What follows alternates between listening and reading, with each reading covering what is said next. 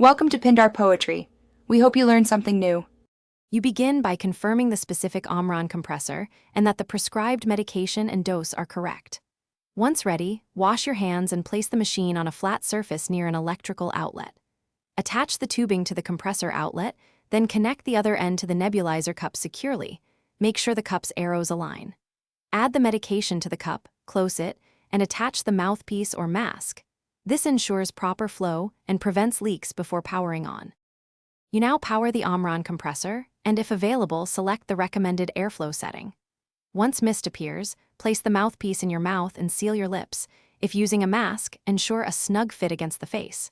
Breathe in slowly and deeply, then exhale. This pattern delivers medication to the lower airways.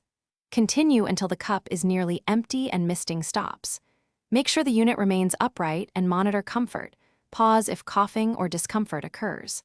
You complete treatment by turning off and unplugging the compressor, then disassembling the nebulizer cup and mouthpiece.